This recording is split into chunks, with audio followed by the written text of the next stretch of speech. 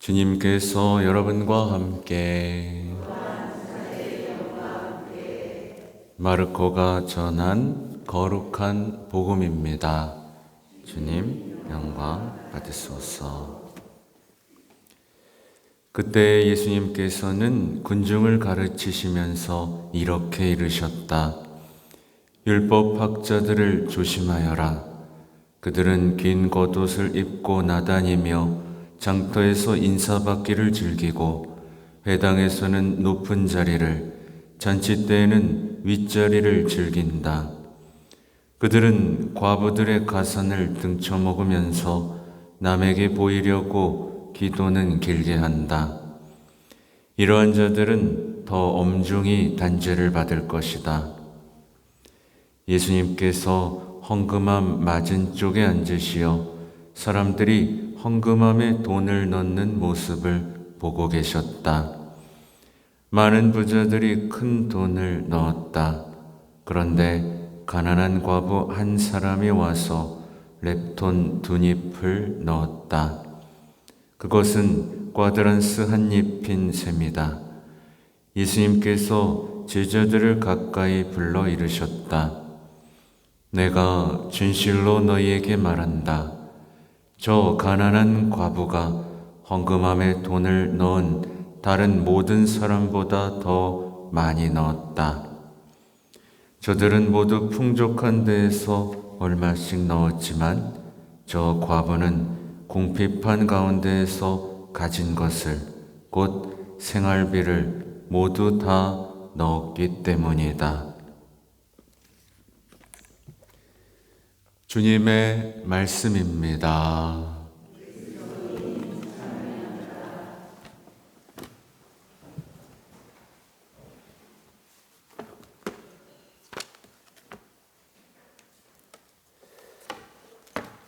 참 예수님, 네, 아까 성가했던 게 여기 나오죠, 그죠? 네, 내 영혼아 주님을 찬양하여라. 이게 어떤 독서 텍스트의 화답송인지부터 좀 봐야 됩니다. 이 사렙타 과부 이야기 다 아시죠? 그죠? 네, 사렙타 과부 정말 땔감 죽고요. 이제 먹을 것도 이제 없어서 이제 그거나 먹고 죽을 작정입니다 라고 하는 그 가난한 처지를 주님이 어떻게 도와주시는지를 보세요.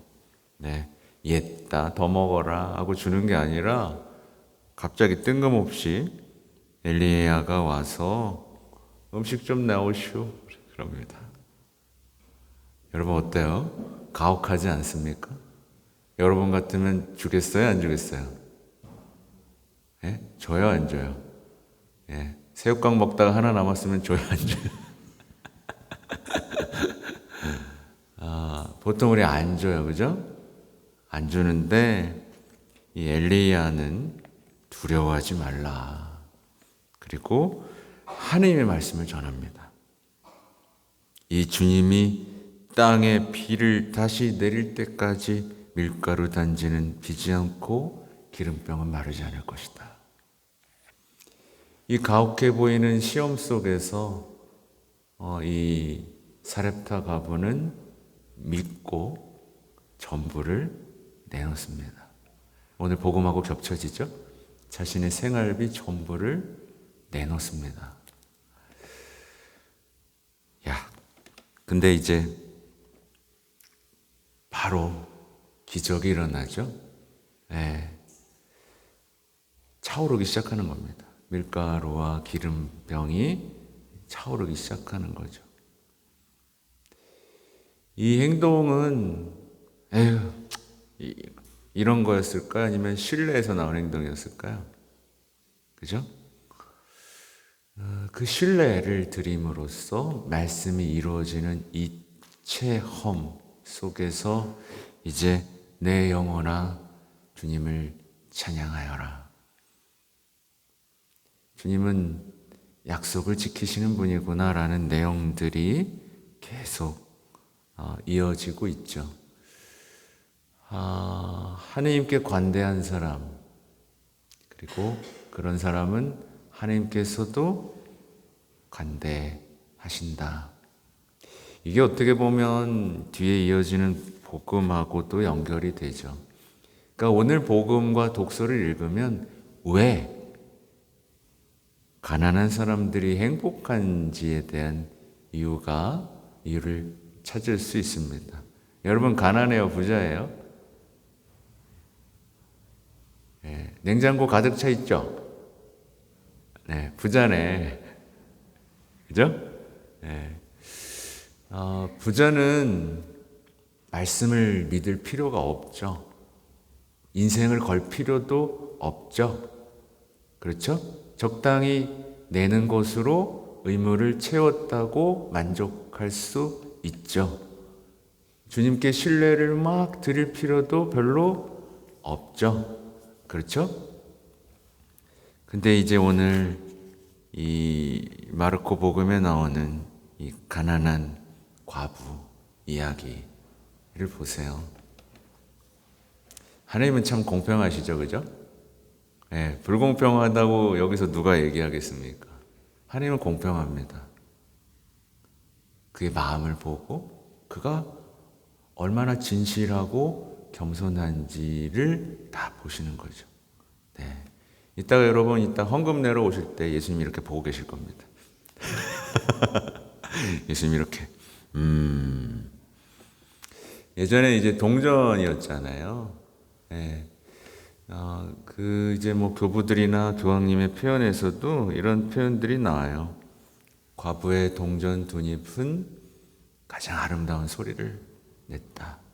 그래서 예전에는 그 헌금을 하면 소리가 나서 이 사람이 얼마를 냈는지를 알 수 있었다고도 하거든요. 네. 아무튼 이 가난한 과부의 결말을 우리는 예상할 수 있죠. 그렇죠?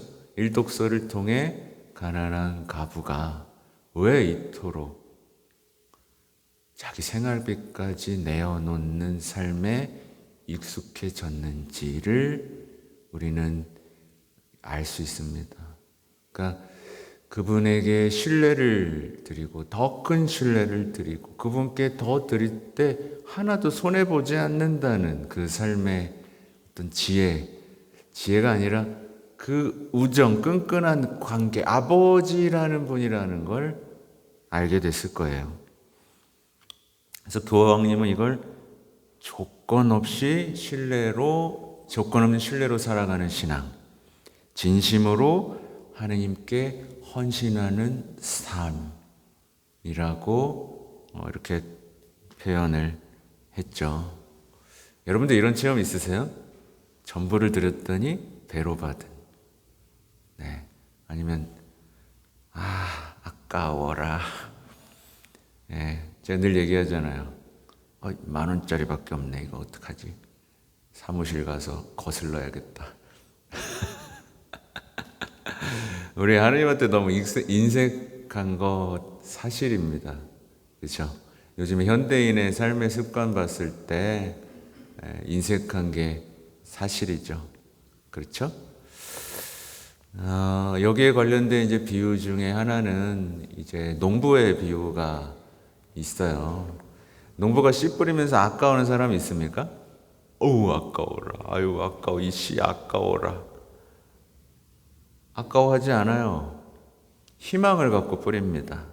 이 씨앗이 어떻게 될 것인가에 대한 희망을 갖고 뿌리죠. 헌금하는데 아까워하면서 헌금하는 사람은 없는 거예요. 근데 이제 우리 시대의 삶의 방식이 돈에 대한 사랑으로 기울기 때문에 이 돈에 대한 사랑 때문에 특히 제가 자주 예를 들지만 예를 들면 주식에 돈을 넣어놨잖아요. 그죠? 그러면 이제 가지 않습니까? 예? 예. 그런데 이제 오늘은 대박이 났어. 예. 이런 거에 집중하는 사람이 돈 낼 때 마음이 어떨까요? 예, 그래도 이때는 좀 낼 수 있죠. 떨어졌어. 반토막 났어. 그러면 돈 내고 싶어요? 안 내고 싶어요? 예, 받아가고 싶죠. 주식이 나쁘다는 건 아닙니다. 건강한 투자였을 때는 괜찮죠. 근데 이제 온 삶이 거기에 대한 어떤 막연한 신뢰, 그 신뢰잖아요. 그죠? 그랬을 때 내 인생에서 벌어지는 일은 완전히 망치게 됩니다. 결국에는요. 아무튼 그렇다. 더 큰 신뢰에 신뢰를 드리고 하나님께 더 관대해지고 그렇게 내 영혼이 온 세상아 주님을 찬양하여라라고 말할 수 있는 그 가난한 상태라면 어때요? 여러분 가난하고 싶어요? 부자 되고 싶어요? 네. 자, 부자 되고 싶다. 네. 난 가난해도 좋다. 네. 그럼 난 나머지 뭡니까? 네. 아무튼 오늘 제가 요즘에 강론을 짧게 하려고 노력하고 있다는 사실을 여러분에게 알려드립니다. 네. 끝내도 되는데요. 아무튼 오늘 평신도 주일이잖아요. 그래서 평신도 중에 가장 유명한 평신도 여러분 누구죠? 네, 성모님, 성요셉 다 평신도였고 그들의 그 두 분의 삶은 평신도가 어떻게 살아야 되는지는 명확하죠. 가정을 돌봐야 됩니다. 그죠? 가정을 돌봐야 되고 또 바쁜 일과지만 가장 누구를 중심으로 살았죠? 예수님을 중심으로 살았어요. 예수님을 위한 삶, 예수님을 돌보는 삶, 이게 평신도의 가장. 그리고 예수님이 십자가의 길을 갈 때 십자가를 들어줬던 평신도도 있고요.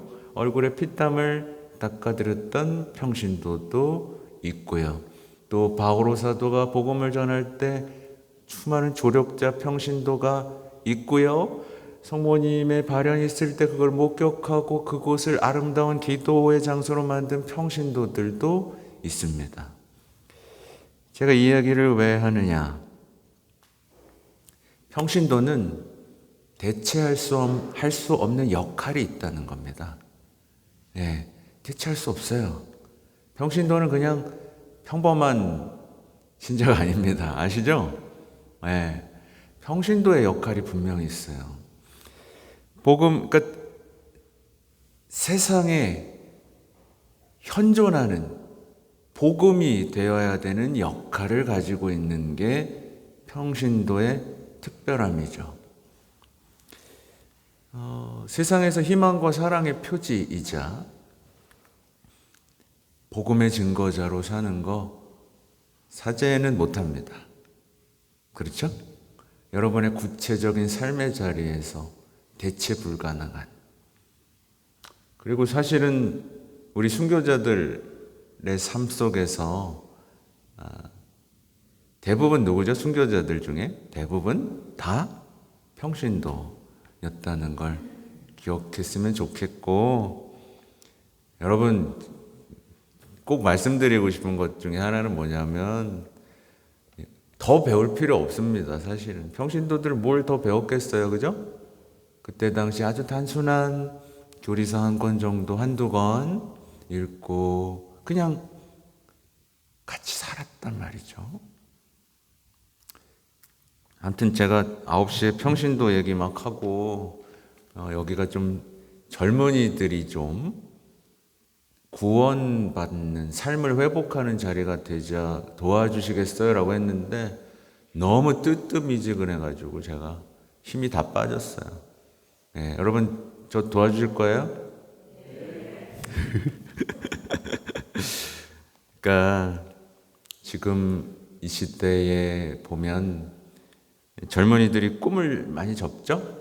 그리고 환멸에 사로잡히고 삶의 문제에 사로잡히고 관계가 단절되고 의욕은 상실하고 희망은 잃고 자기 자신에만 몰두하면서 고통에 빠지고 있죠.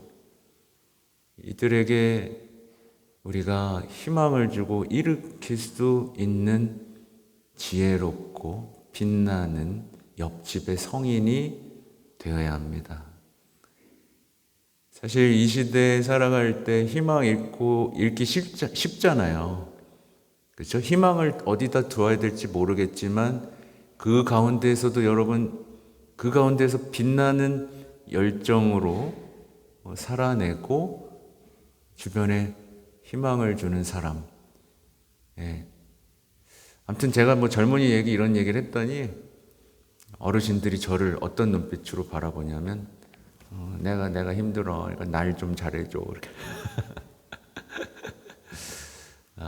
그래요. 잘해드릴 거예요. 근데 맨날 저만 바라보고 살 수는 없지 않습니까? 그죠? 우리는 일꾼인데 여기 와서도 자신 안에 갇힌 채 날 좀 봐줘라는 어떤 태도로 우리가 계속 살 수는 없지 않습니까? 여러분이 파견되는 거잖아요. 그러니까 아무튼 모든 평신도들이 어떤 주님의 포도밭의 일꾼이라는 하나님의 소명, 그걸 살고 정말 진짜 인생을 살았으면 좋겠습니다. 아셨죠? 네. 그래, 여기까지 하겠습니다. 잠깐 묵상하겠습니다.